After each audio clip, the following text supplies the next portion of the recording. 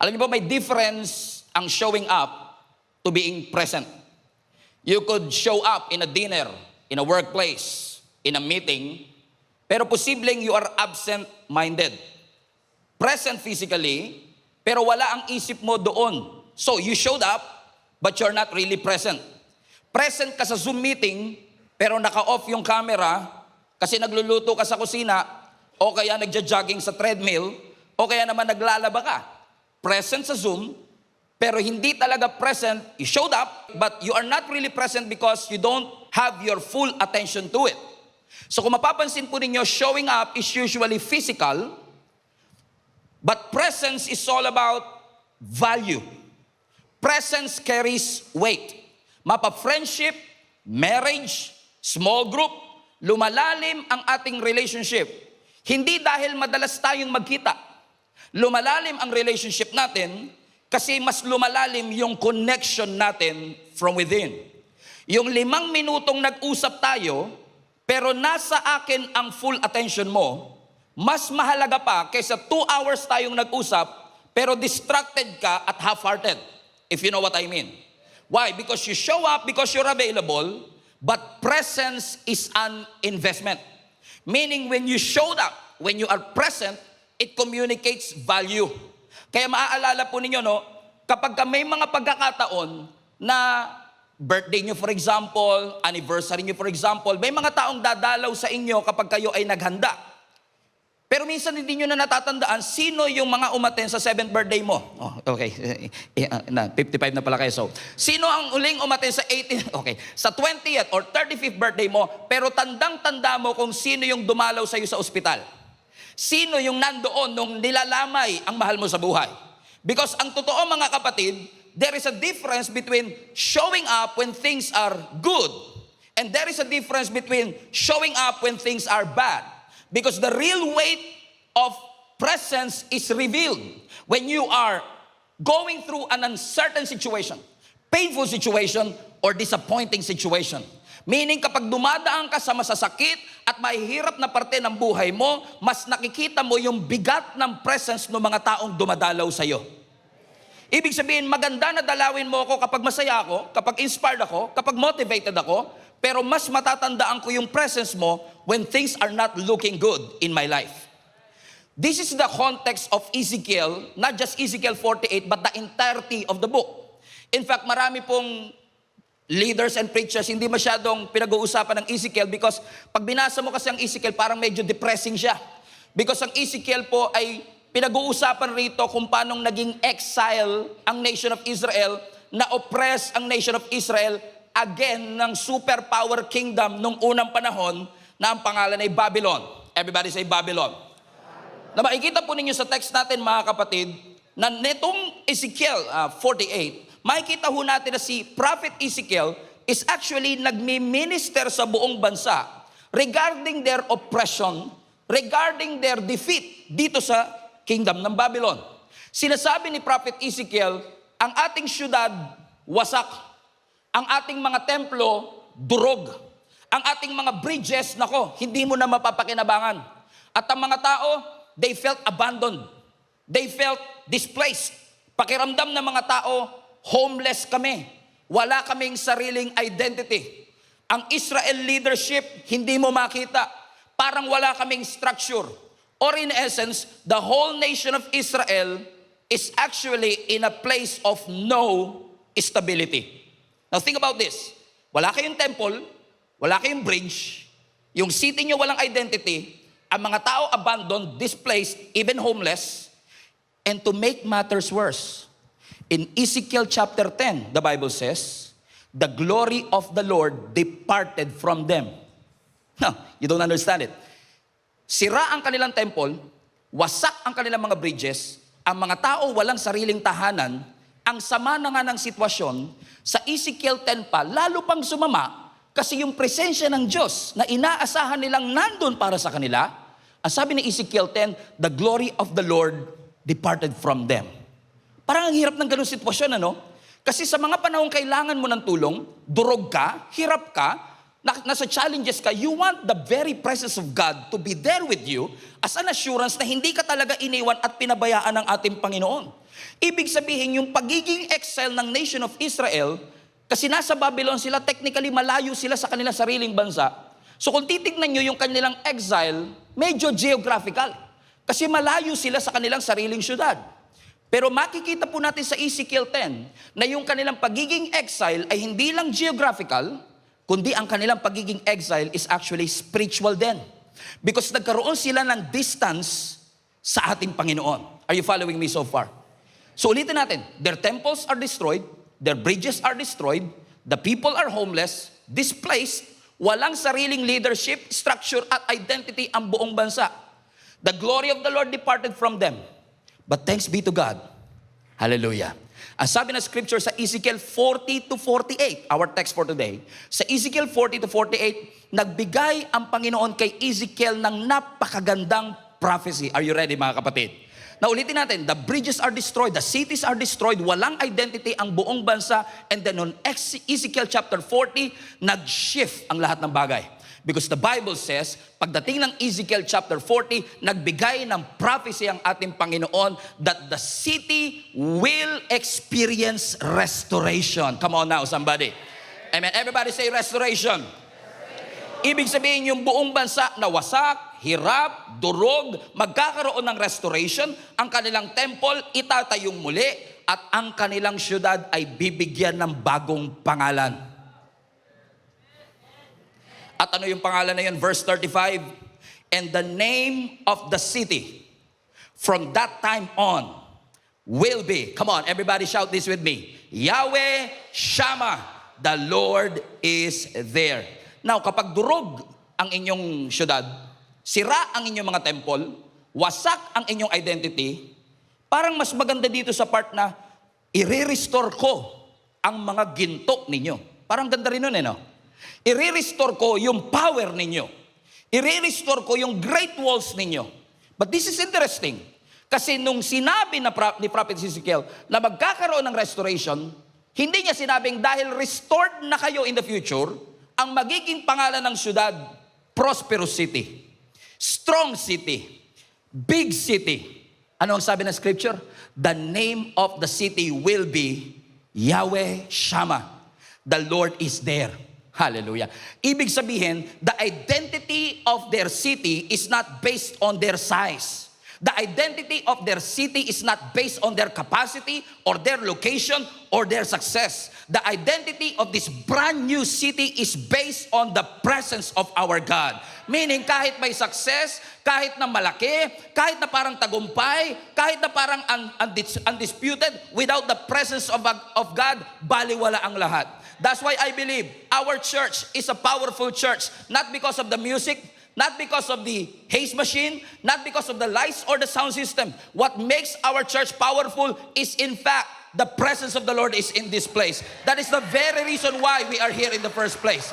Hindi tayo narito para sambahin ang ibang pangalan, pangalan ni Pastor Stephen, pangalan ng Jesus Live Community. No, we are here because we know and we felt the presence of the Lord is here. That every time nasa bahay ka, naliligo ka pa lang, sasabihin mo, saan ka pupunta? Pupunta akong church. Bakit?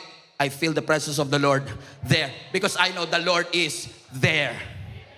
Everybody say, Yahweh Shammah. It was the presence of the Lord. And notice mga kapatid, for the past 4 weeks, ngayon ang conclusion natin, for the past 4 weeks, pansin natin na every time bibitawan ng Diyos ang kanyang pangalan, hindi niya binibitawan ang pangalan niya sa mga magagandang sitwasyon. Hindi niya sinabi yung Yahweh Shalom nung payapa, nung prospero sila. Sinabi niya ang Yahweh Shalom nung hirap sila. So kung mapapansin niyo, every time babanggitin ng Lord ang kanyang pangalan, binabanggit niya yan sa panahon ng krisis. Kasi madaling sabihin, the Lord is there. The presence of God is there. When things are going great in your life. Come on now. Sorry po. Okay, when things are going great in your life, na-promote ako. Nasa iyo ang presensya ng Panginoon. Meron akong mga bagong blessing. Nasa iyo ang presensya ng Panginoon. Pero ibig ba sabihin, kapag walang blessing, walang ginto, Ibig ba sabihin, wala na ang presensya ng Panginoon? Makikita ninyo that Yahweh Shammah appears hindi lang sa mga magagandang sitwasyon, kundi maging sa mga hindi magagandang sitwasyon. Doon natin mapapatunayan na yung presensya ng Panginoon, kahit mahirap, kahit na ikaw ay nag-i-struggle, nandyan ang presensya ng ating Panginoon. Everybody say, the Lord is there.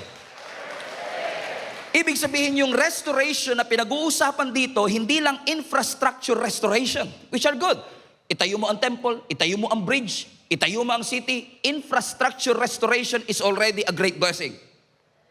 But the most important restoration in this text is not the restoration of their infrastructure, but the restoration of God's presence. Yung presence na umalis sa Ezekiel 10 ay babalik, ang sabi ng scripture. And watch this, hindi lang sinabi ni Lord, I will return. I shall return. Hindi siya si MacArthur. Hindi niya sinabing, I shall return. Ang sabi niya, the Lord is there. Kasi kung titignan mo yung Hebrew word ng Shammah, which is there, hindi lang siya babalik, kundi mananatili. Iba kasi yung umalis ako, babalik ako, aalis ako uli. Pero ito iba. Nung umalis ang Panginoon ng Ezekiel 10, nangako siya sa Ezekiel 40 to 48, babalik ako. Pero hindi lang ako babalik, mananatili ako. I don't know who is this for, pero naniniwala ko marami sa atin na nangangailangan ng assurance na ito. Na sa mga panahong tayo nalulungkot, tayo ay dumadaan sa mga challenges. Yung pangako ng Diyos na babalik siya, mananahan siya sa ating buhay, is indeed a good news for each and every one of us. That the God that I serve is with me. Yes, ang bansa kailangan ng restoration. Yes, ang bansa kailangan ng deliverance. But more than anything else, ang pinakamagandang assurance na natanggap nila, hindi ko kayo iniwan. Hindi ko kayo pinabayaan. Because Yahweh Shammah is there. Meaning the Lord will dwell. Meaning the Lord will settle. Hindi lang siya bumibisita, hindi lang siya dumadaan, He will remain. So when things are tough and when things are hard, God wants you to be reminded today, God is with you. And He will remain in your life. Amen? Kaya kung titignan nyo ang Isaiah 43, bring it up please. Isaiah 43 verse 1, ang sabi ng scripture, but now, O Jacob, but now Jesus is alive, Kamanaba, listen to the Lord, who created you, O Israel. The one who formed you says, ano sabi? Don't be afraid. Tignan nyo nga yan, sabi mo sa katabi mo, don't be afraid. Now, balik natin yung verse 1 again. Ang sabi ng scripture, but now, listen to the Lord who created you.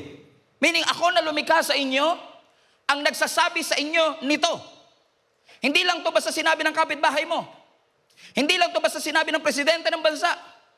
Ang sabi ng scripture, makinig kayo sa sinasabi ng lumikha sa inyo. Next slide.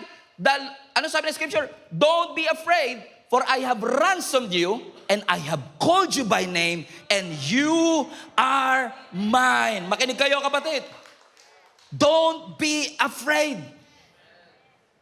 And then he goes on to verse 2. That when you go through deep waters, shout out sa lahat ng hindi marunong lumangoy. When you go through deep waters, I will be with you. When you go through rivers of difficulty, you will not drown. When you walk through the fire of oppression, you will not be burned up, and the flames will not consume you. Now notice, hindi po sinabi ng Bible, when you go to deep waters, I will be with you. When you go to the rivers of difficulty, ano sabi ng scripture? When you go through. Kasi pag nakaharap ka ng pagsubok, pwede kang tumakas, pwede kang umatras, pwedeng tanggalin ng Lord ang pagsubok. Pero ano sabi ng scripture? When you go through it. Minsan hindi tatanggalin, minsan hindi ka makaka-atras, minsan hindi ka makaka-back out, hindi ka makakatakas, pero ano sabi ng Lord? Dumaan ka man, kasama mo ako. When you go through rivers of difficulty, kasama mo ako. Kaya wag niyong tatambayan ng problema. Kaya nga sabi natin, may pinagdadaanan lang. Eh di daanan mo, wag mong tambayan. Ang problema kasi natin, nirereklamo natin, parang hindi ka ako kasama ng Panginoon. Eh sabi kasi ng Lord, daanan mo, you go through it.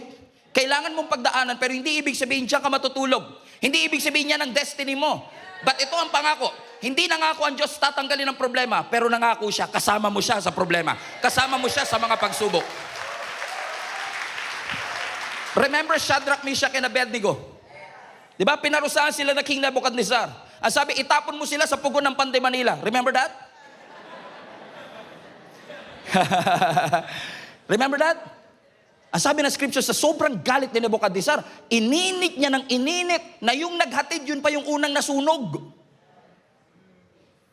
At nung nandun na sa pugon, yung tatlo, Shadrach, Meshach, Abednego, nung sumilip si Nebuchadnezzar, sabi niya, ika rito, di ba tatlo lang yung tinapon? Ba't parang apat yun? At parang yung isa, parang anak ng Diyos. Which I believe hindi yun parang anak ng Diyos. I believe that is the pre-incarnate appearance of our Lord Jesus Christ. He was there. Hindi, may kayanan ba ang Panginoon na nung binuksan yung pugon, biglang hindi gumana? Boss, hindi nag-function. Pwede, kasi makapangyarihan siya eh. Pero inalaw ng Panginoon na gumana, painitin ng sobra, dumaan sila sa apoy, hindi sinabi ng Lord, tatanggalin ko yung apoy, hihipan ko yung apoy. Kaya ba ni Lord ihipan? Kaya rin. Pwede mamatay, pero hindi hinipan ni Lord. Kaya huwag ka ng pray, Lord, hipan mo. Minsan pray, Lord, wag gumana, tanggalin mo. Minsan kailangan mong daanan. Pero kahit daanan mo, hindi naman pinangako ng Lord, hindi gagana yung pugon. Hindi naman pinangako ng Panginoon na hihipan niya yung pugon. Pero ipinangako niya, kahit dumaan ka sa apoy, kasama mo ako. He will be with you. Come on now. And come to think of it, paglabas nila sa pugon ng Pande Manila, ang sabi ng scripture, hindi sila amoy usok. May kilala ba kayong ganyan? Dumating sa matinding problema, pag tinignan mo, talaga, dumaan ka sa ganung pagsubok, hindi mo halata. Kasi kung isipin mo, sa tindi ng pinagdaanan mo, dapat pangit ka na eh. Pero sa tindi ng pinagdaanan mo, ang ganda mo pa rin, blooming ka. Walang amoy usok. Hindi ka amoy usok. Anong ibig ko sabihin mga kapatid? Minsan nahahayaan ng Lord na dumaan ka, pero hindi papayagan ng Lord na mangangamoy usok ka. Bakit? He will be, come on, everybody say, God will be with us. He will be with us. Makakaramdam ka pa rin ng pressure, pero hindi ka na nagpapanik. Umiiyak ka pa rin, pero hindi ka na nagko-collapse. Dumaraan ka pa rin sa pagsubok, pero you're not losing your identity. Kasi hindi pinangako ng Lord, tatanggalin niya, pero nangako ang Panginoon, He will be with us. He will be with us. He will be with us. Amen. Psalms 46 verse 1, God is my refuge. Come on. Pupurgahin tayo ng Panginoon sa mga encouraging word today. Psalms 46 verse 1, God is our refuge and our strength. Read the verse. The very absent help. No, sabi ng scripture, the very present help. Sino sa inyo dumadaan sa trouble? At yung mga kaibigan yung kasama nyo dati, absent. Pero thank God, hallelujah, the Lord is with us. Why? Because He is our refuge and our strength, the very present help. Dahil present siya, dahil present ang Diyos, dahil nandyan ang presensya niya. Next verse. Therefore, we will not fear. Kaya madali kasi sabihin, huwag ka matakot. Dali lang siya sabihin yan. Pero anong guarantee natin kung bakit di tayo dapat matakot? Kasi kasama natin ang Diyos. He is our refuge and our strength. So ano sabi ng scripture? Even though the earth may be removed. The earth may be removed? The earth will be removed? Grabe naman yata yun. And though the mountains be carried into the sea. Yung bundok, yung Mount Apo mapupunta sa dagat? Totoo ba yan, Pastor? Nasa Bible eh. Let's continue the reading. Though its waters roar and be troubled, though the mountains shake with its swelling, you should not be afraid. Ano yung dinidescribe dito kanina? No, I don't know. I don't think na literal ito. Pero this is what, from what I understand, this is what the Bible is saying. Dinidescribe ng scripture na kahit dumaan ka sa worst case scenario, mag-collapse ang creation, mag-fall ang mga mountains, ang waters mag-roar, that everything is unstable. You should not be afraid. Why? Because God is your refuge. And God is your strength.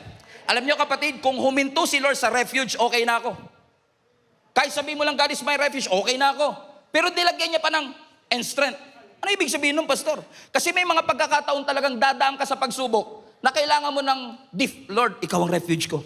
Diba may mga ganun tayo, Lord, ingatan mo ko. Pero minsan, kailangan ikaw yung lumaban. At pag ikaw ang lalaban, He is your strength. Pansinin niyo, offensive at defensive, kasama mo ang ating Panginoon. That even though you experience a worst case scenario, the Lord promised us, He will be with us, that His presence will remain, that His presence will dwell in us. So ibig sabihin, even if everything collapses in your life, we will remain unshaken. Hindi dahil maliit ang problema.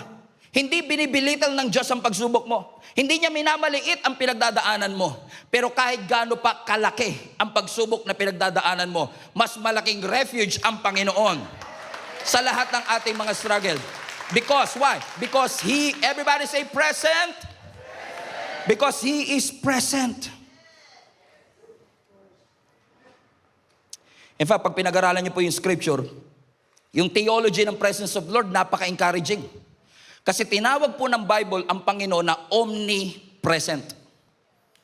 Omnipresent. Alam niyo po ibig sabihin ng omnipresent? Omni means all, lahat. Present means you exist in a place. So ibig sabihin, when you say God is omnipresent, He exists in all places. Ganda nun. Ang ganda nun. Ako lang nagandaan, di ba? Ang ganda nun. Pastor, ibig mo sabihin kung the Lord is present everywhere, kahit sa bar, nandun si Lord? Yes. Pero hindi porket nandun si Lord, agree siya sa ginagawa doon. Hindi porket nandun ang ating Panginoon, na-honor siya sa ginagawa doon. But this is what I know. God is everywhere. Lahat ng, ibig sabihin, today, lahat ng mga 16 churches natin, we are receiving one message. Nagpipreach ako ngayon, yung iba sa kanila, nakikinig sa mga mission stations natin, naniniwala ba kayo nandito ang presensya ng Diyos? Pero naniniwala rin sila, nandun daw eh.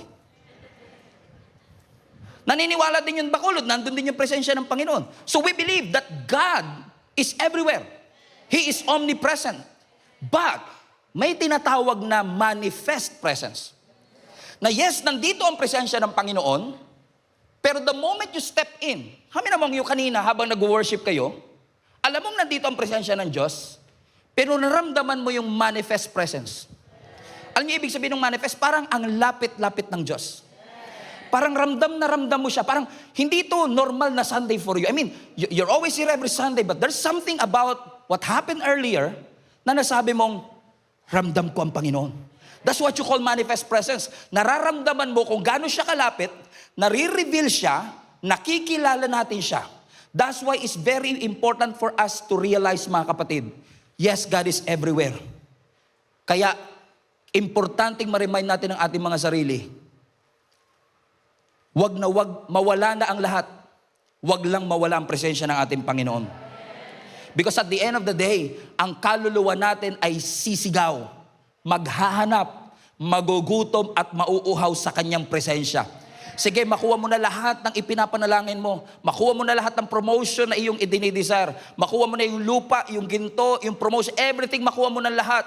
Pero ang totoo, makakasurvive tayo kahit mahirap ang buhay. Makakasurvive tayo kahit dumadaan tayo sa challenges. Pero hindi ka makakasurvive kapag wala ang presensya ng ating Panginoon. This is exactly why Ezekiel was writing to the nation of Israel. Ang sinasabi ni Ezekiel, tignan niyo ang lugar natin. Ang mga templo natin wasak, ang lupa natin kinubkob. Ang identity natin, di natin alam kung bansa pa ba tayo. Takot sila sa Babylon. Pero lumalabas na ang tunay na dahilan kung bakit sila takot ay hindi lang dahil oppressed sila at hindi lang dahil malakas ang Babylon. Takot sila kasi tinatanong nila ang kanilang sarili, iniwan na ba talaga kami ng Diyos?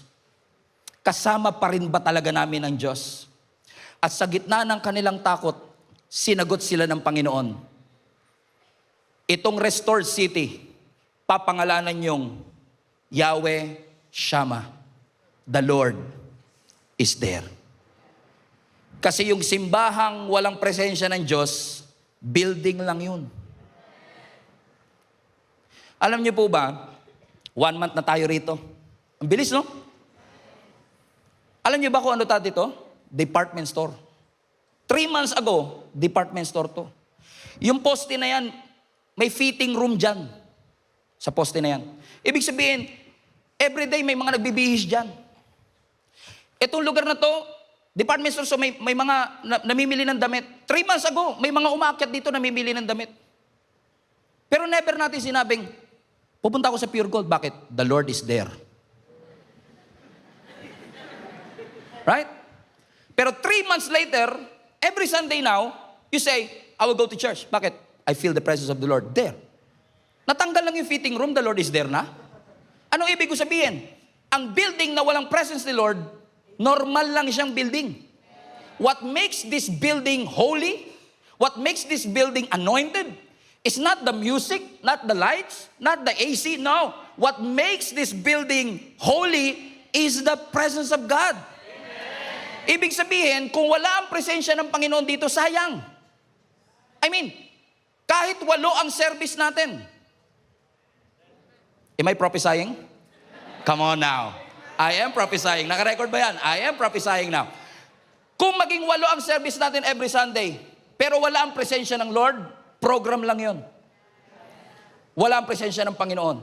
Why? Because we know that when the presence of God appears, even the fear will disappear. Amen. Do you remember the disciple of Jesus Christ? Days after Jesus was crucified, lahat sila takot. Nasa loob sila ng bahay nila, sarado bintana, sarado ang pintuan. Kasi alam nila pwedeng sila ang susunod na aarestuin. Sila yung susunod na ipapako sa krus. But ang sabi ng scripture, in the midst of their fear, Jesus appeared. And Jesus said, Shalom. Why? Because kahit nasa gitna ka ng takot, when God's presence appear, your fear will disappear. Come on. Palapakan natin ang ating Panginoon. Sabihin mo sa katabi mo, the Lord is with you. Lakasan mo, the Lord is with you. So kung tayo buhay, humihinga, pero wala ang presensya ng Panginoon, nakakasurvive lang tayo. What makes this church holy, consecrated, is the presence of God.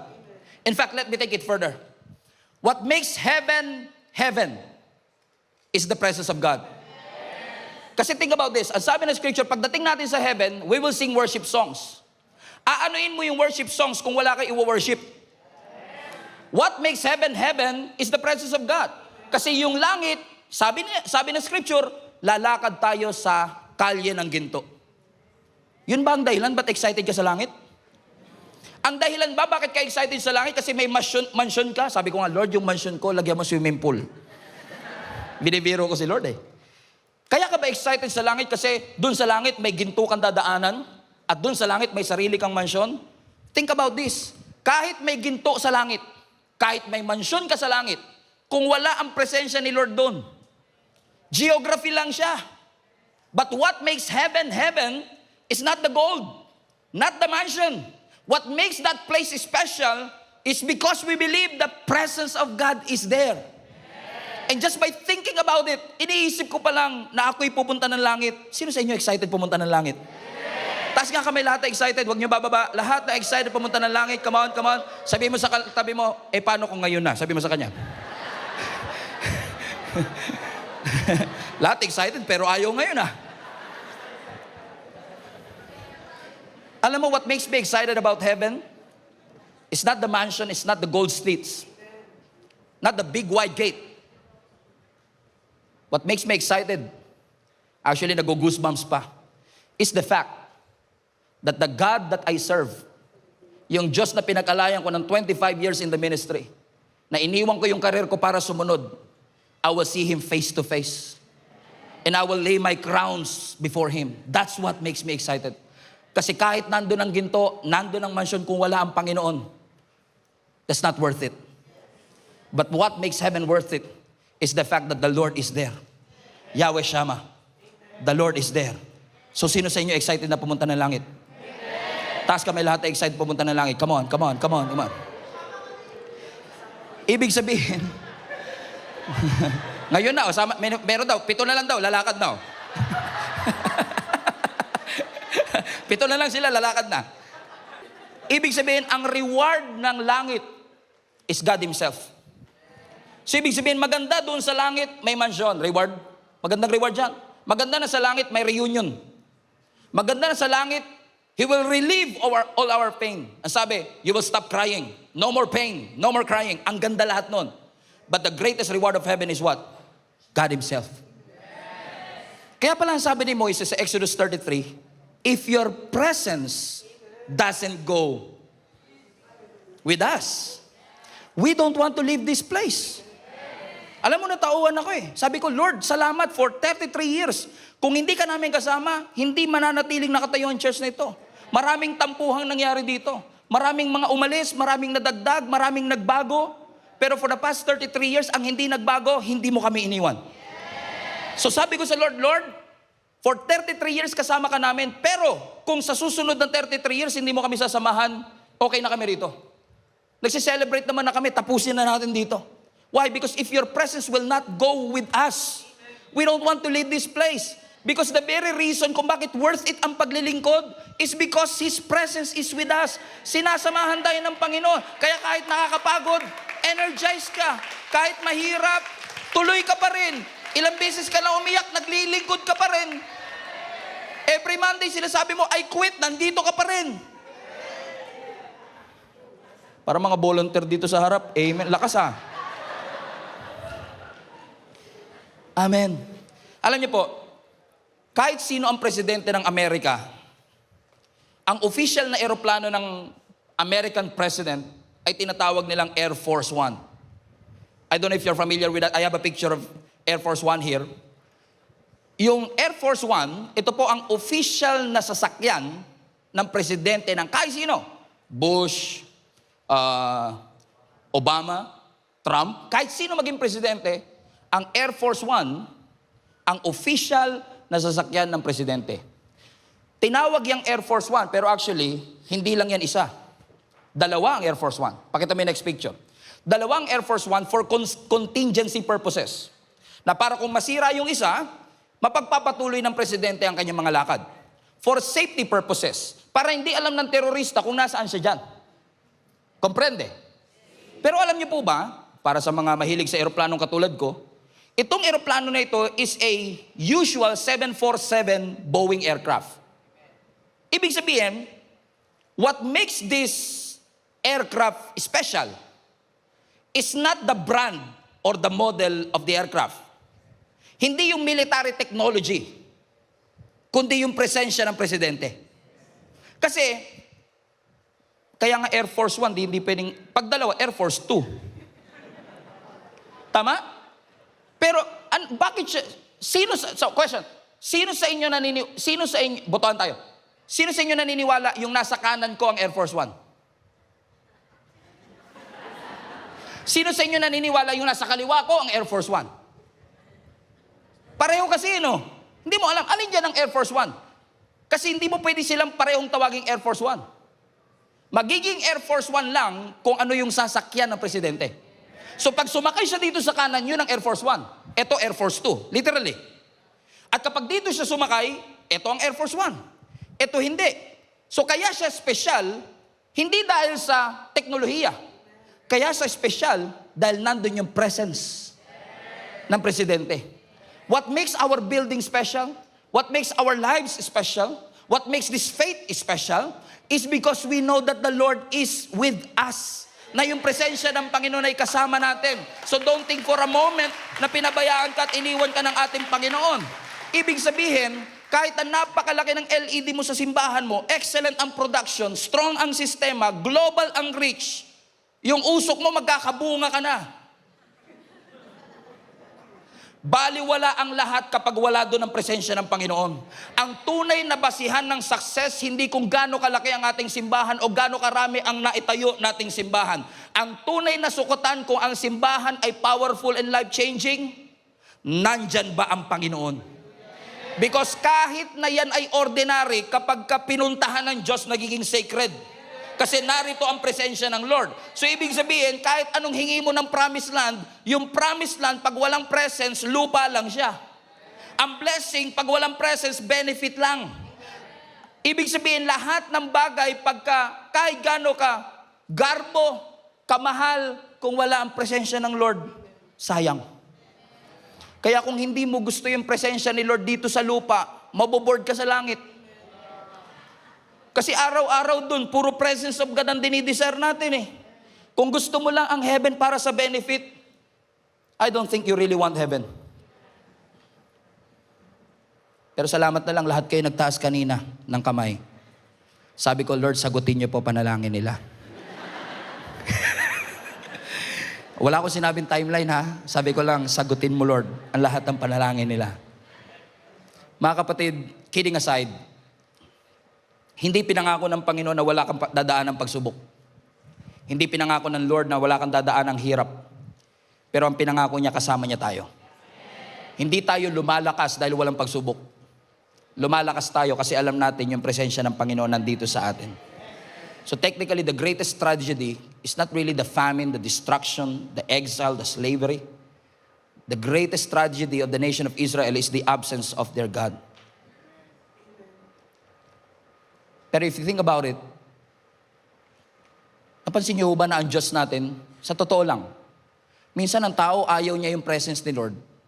Pero si Lord parang napapansin ko, lagi niyang gustong kasama tayo. I mean, nagkasala na tayo, siya pa rin bababa. Kasi gusto niyang makasama tayo. He wants His presence to be felt with us. Kasi, technically, isipin niyo, Diyos siya. He can rule from the distance. He can command from heaven. He can send blessing from afar. And yet, bumaba pa siya eh. At alam mo, habang sinusulat ko to, nagkaroon ako ng eureka moment eh. Oo nga no. Kung babasahin mo ang Bible mula Genesis hanggang Revelation, parang si Lord laging gumagawa ng paraan makasama lang tayo. Balikan natin ang Genesis. Tignan niyo tong picture na to. Sa Genesis, makikita po ninyo na ang tao malayang nakakalakad kasama ang Diyos. So meron silang literal na access kay Lord. They walk with God. Literally, in the Garden of Eden. Kasama na. Pansinin nyo, walang priest, walang sacrifice, walang kortina. They can freely come and enjoy the presence of God. But the moment they sin, bam! Amen? Na-separate tayo sa presensya ng Panginoon. Because He is holy and we are not, we are separated from His presence. But thank God, the Bible says, generations later, sa panahon ni Moses, after binigay ng Lord yung 10 Commandments, remember that? Pagkatapos niyang ibinaba ang 10 Commandments, ang next na binaba ni Lord, yung instruction paano itayo ang tabernacle. Kasi alam ni Lord eh, kahit anong sikap niyo niyang sundin ang 10 Commandments, you cannot do it on your own strength. And think about this. Ang sabi ni Lord kay Moses, magtayo ka ng tabernacle. Ito sukat, ito ang gagawin mo. So makikita ninyo, doon sa tabernacle, doon nila nararanasan ang presensya ng Diyos.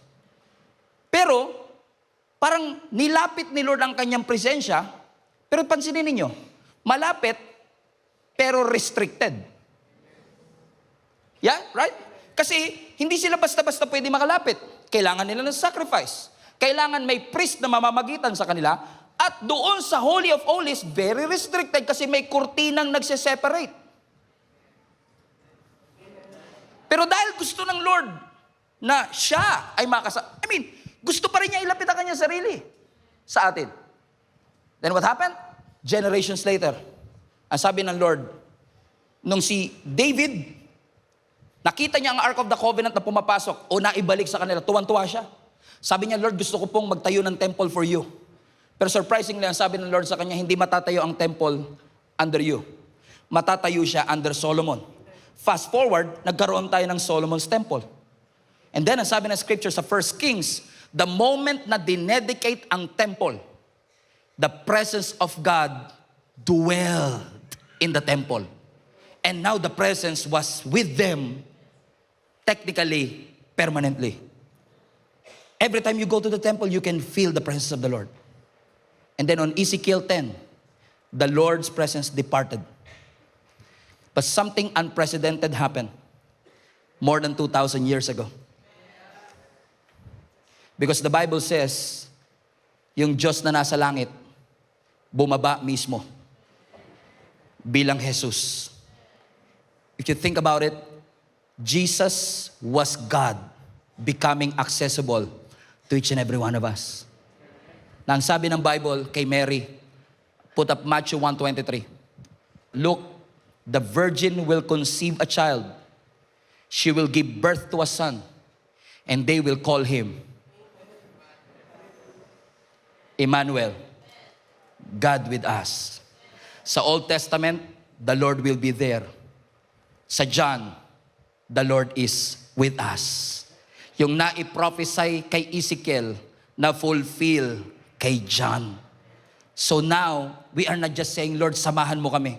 May pangako ang Panginoon sa atin. Emmanuel, God is with us. He is with us, church. The Lord is with us. Tingnan mo nga ang katabi mo, mukhang hindi siya kumbinsido. Sabi mo sa kanya, the Lord is with us. The Lord is with us. Amen? Wala nang veil, wala nang distance, wala nang restricted access. Dahil kay Jesus, malaya tayong makakalapit sa Kanya. And take note, si Jesus hindi lang nanahan sa temple. Hindi lang nag-a-appear doon sa tabernacle. Now, by the grace of God, because of Jesus Christ, He remained with us. He walked again with us. He touched the leper, remember? He ate with a sinner, remember? Pinakain niya tayo, remember? Why? Because now Jesus is with us. Anumang bagay na nawala sa Garden of Eden, ibinalik at nirestore muli ng ating Panginoon when Jesus came here on earth. Dahil sabi ng Bible sa John 1, in the beginning was the Word, and the Word was with God, and the Word was God. Sino yung Word na ito? Jesus Christ. Verse 14, and that Word became flesh, come on, and dwelt. Hindi sinabing visit. Hindi ka binisita ng Panginoon, hindi lang dumaan ng Panginoon. He dwelt among us, and now we beheld His glory. The glory of the only begotten of the Father, full of grace and truth. Why? Because the Lord is now with us. Meaning, hindi lang gusto ng Lord pagpalaing ka, gusto ng Lord manahan kasama mo. And for 33 years, naniniwala ko hindi lang tayo nagsusurvive. Now that we are celebrating anniversaries, I believe that anniversaries are not just numbers. This is not about the buildings or the churches that we built. Our greatest achievement is not the churches that we planted.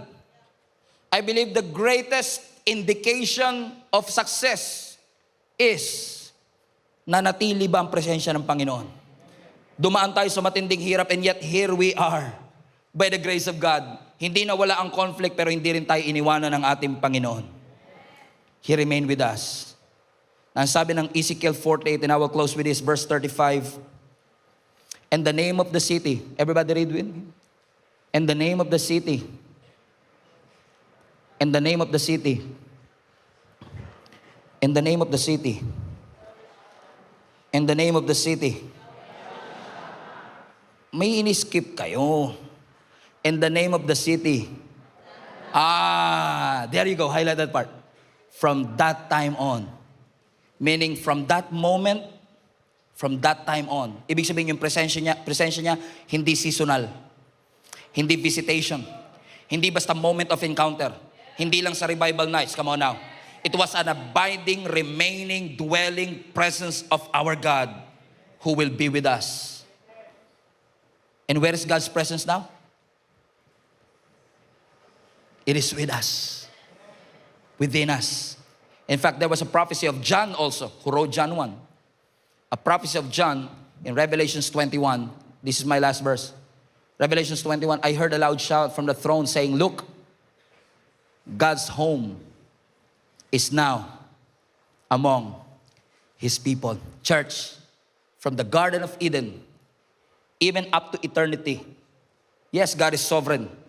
But He is also present with us. Kasama mo siya nung tagumpay ka. Pero kasama mo rin siya sa iyong pagbagsak. Kasama mo siya nung wala kang sakit. Pero kasama mo rin siya kapag ikaw ay dumaan sa sakit. Kasama mo siya sa therapy session. Kasama mo siya kahit nag-overthink ka ng 2:00 ng madaling araw. Kasama mo ang Panginoon nung binuksan niya ang pintuan. Kasama mo rin siya nung sinara niya ang pintuan. Kasama mo siya nung feeling mo ang lakas-lakas mo, pero lalong kasama mo ang Panginoon pag pakiramdam mo ang hina-hina mo. Kasama mo ang Panginoon pag parang ang linaw-linaw ng future, pero kasama mo rin ang Panginoon parang ang labo ng future. He is still with you. Kasama mo ang Panginoon nung bata ka, come on now.